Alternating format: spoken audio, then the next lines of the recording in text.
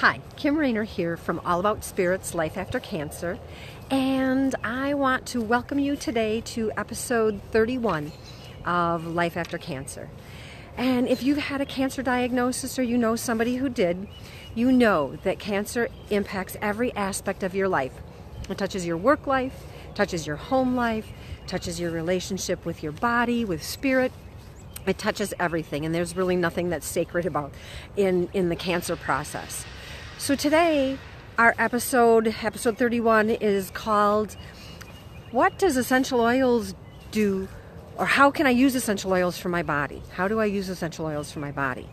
And this particular topic is one that's really near and dear to my heart.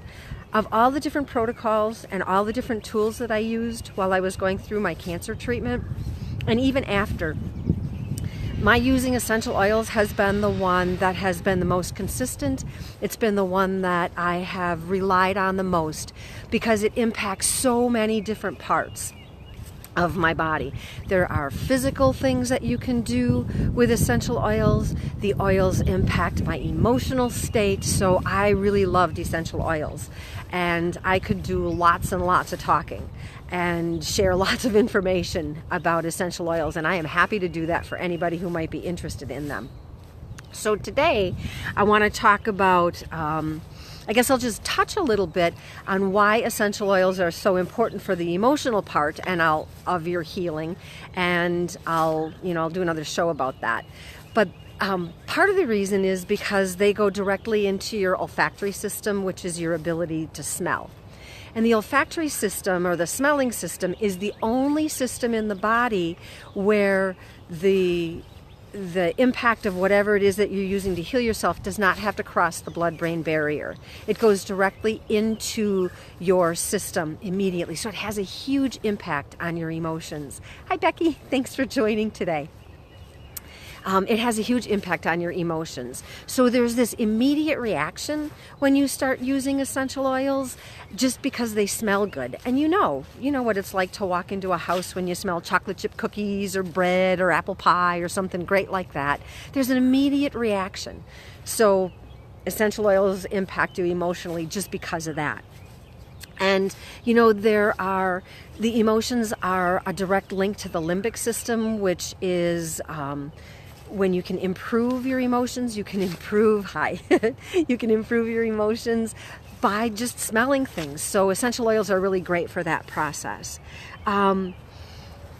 Another thing that I want to say before we really start getting into the using essential oils, like anything, if you are under medical care for some reason, always check with your doctor before you start using anything. And essential oils are no different. So check with your doctor before you start taking on some kind of new protocol. And, some of the things that I used essential oils for as I was going through this process, I used them for depression, for my emotions. I used it for hormones. When I had stomach problems and I was having problems eating, I used essential oils to treat, to help with my gut, to help with a digestive process. I used them for adrenal fatigue, which if you've had cancer, or you have some other kind of medical issue, you know that fatigue is a huge component of that. I use them for sleep problems, for chronic pain. I use them for infections. I use them to treat my scar areas once the actual wound was healed and there was no open skin there. I use them for cognition problems. I used them to treat my blood pressure. I used them for all sorts of things, and I am so grateful that they were available to me. So a lot of times when people start looking at alternative or complementary medicine or complementary treatments, they think, oh, that might be too woo-woo for me, and I don't want to do that. And I just want to mention that essential oils are mentioned, and there's different studies. Some people say they're mentioned more than 300 times in the Bible, and there's other people that say they're mentioned more than 600 times in the Bible for the treatment of different things. So they're not woo-woo. It's really an ancient form of healing. And essential oils are used in Greek medicine, they're used in Ayurvedic medicine, they're used in Chinese medicine, and they're really one of the most ancient forms of healing. And there's a lot of Western medicine that is actually derived from the healing properties that come out of natural products like acetylsalicylic acid, which is the main active ingredient in aspirin. That is actually found naturally in birch bark, in birch. So medical companies, pharmaceutical companies try to emulate the healing properties of substances that are naturally found in other substances. So it's not that it's woo-woo. It really becomes a matter of figuring out what's the best tool for whatever it is that I have going on. And that's some of the stuff that I was going to talk about today. So let's see. And I have notes on this because there's so much information.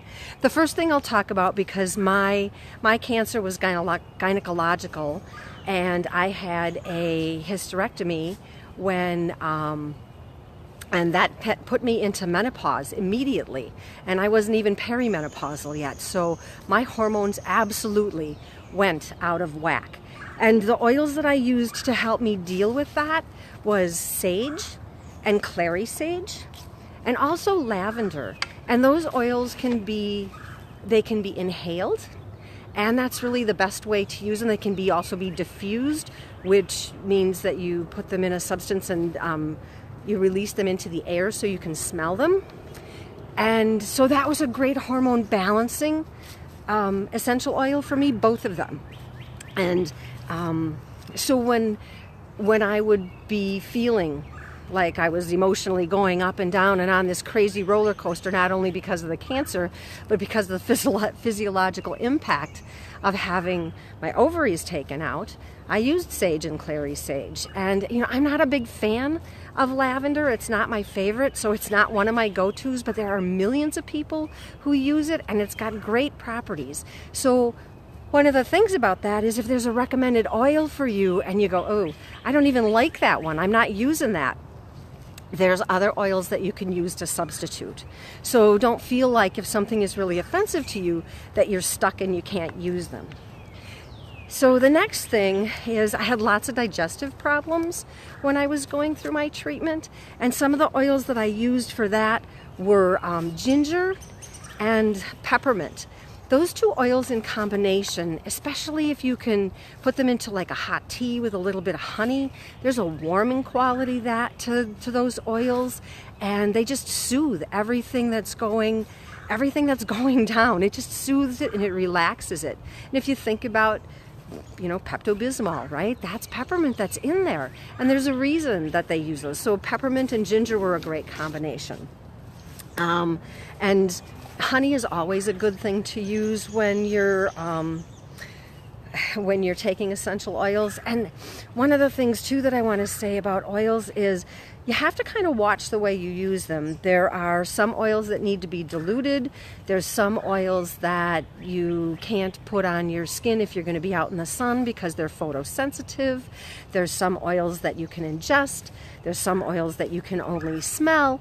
So there is some bit of knowledge that you need to have when you're using essential oils. And if you want information about that, I created a chart and I'm happy to send it to you. It talks about the dilution tables and when you can take things at full strength and stuff. So on my Facebook page there's a link that says email, and if you want a copy of that information, just let me know and I'll send it to you. So one of the other big issues that we deal with when we're going through cancer, and lots of other reasons too, is chronic fatigue, where we have adrenal fatigue and trying to figure out ways to cleanse that and to clear that. And there's physiological reasons that are like the hallmark of fatigue. Increased cortisol, which a lot of times if you see people who have larger middles, that is an indication of increased cortisol. And a decrease of DHEA they're hallmarks of adrenal fatigue.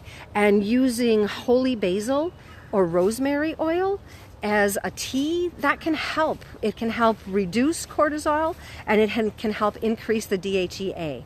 So basil, holy basil, and rosemary are great for adrenal fatigue. If you have chronic pain, if you're an arthritis survivor, if you have joint pain, which are really common side effects of chemotherapy, you can use wintergreen and birch oil.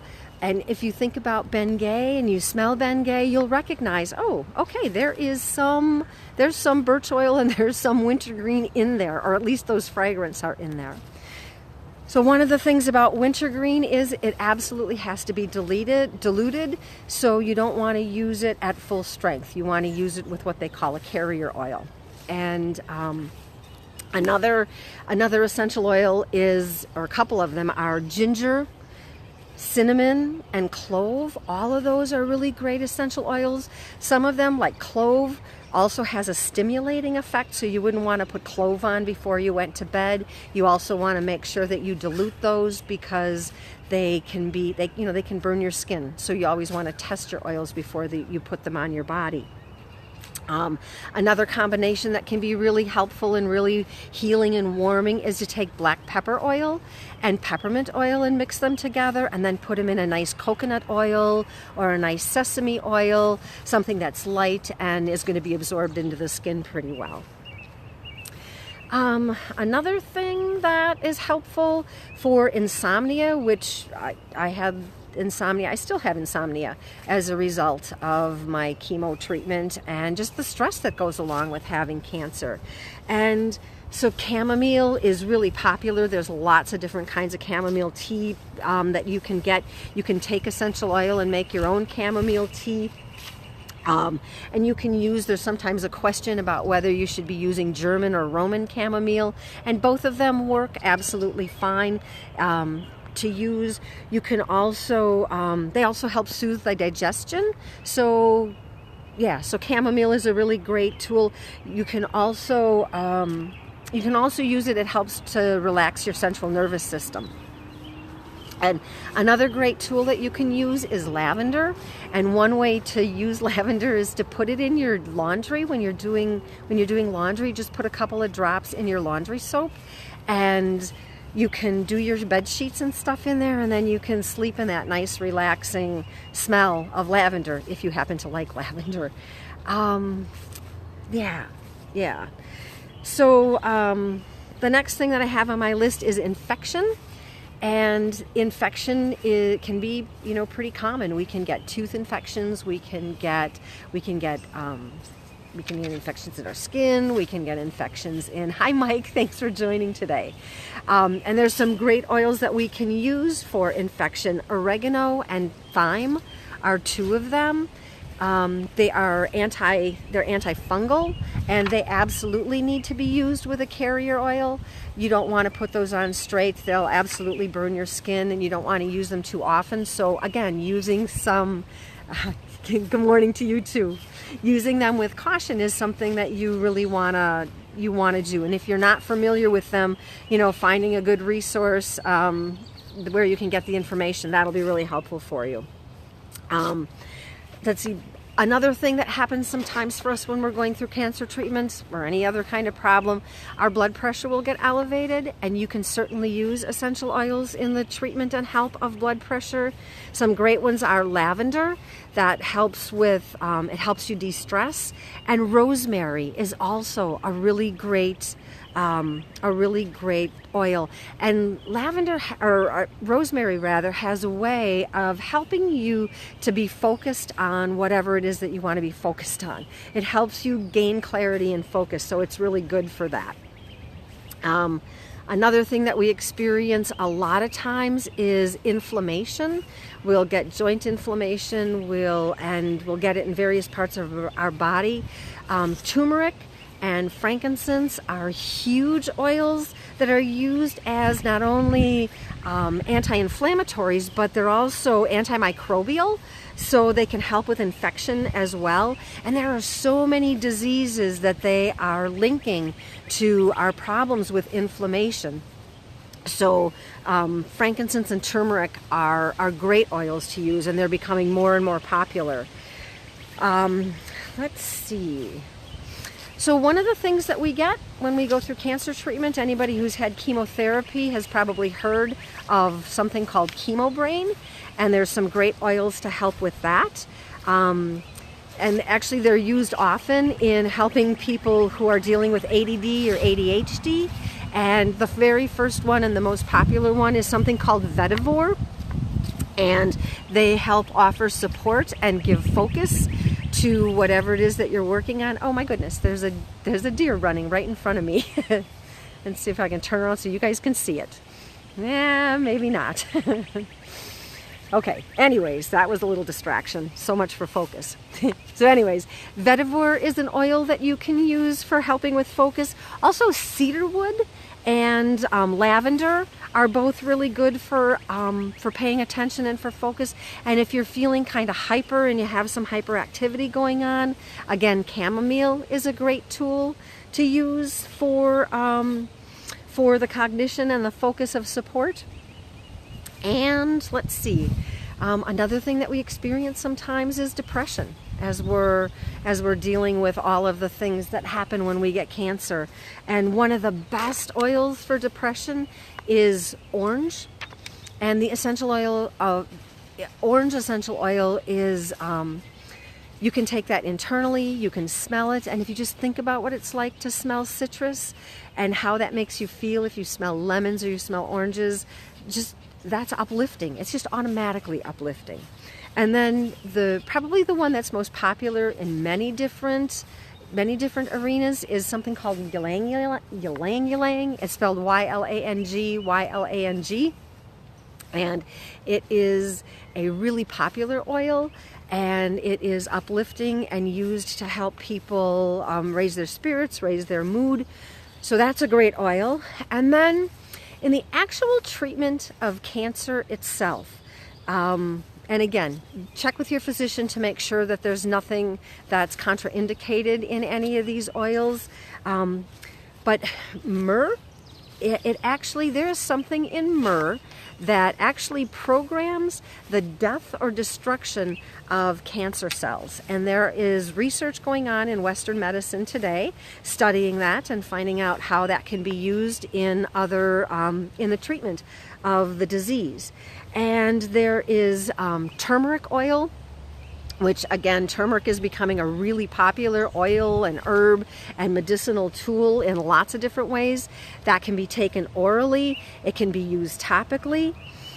Frankincense is another one of those oils that's really popular in the treatment of cancer, and also and lavender in treating scars and wounds and after the wound is healed. So using cancer. So I love essential oils. I use them. They were not only part of my life before I was diagnosed, they became a huge part of my treatment and of my healing after and while I was going through my cancer treatment.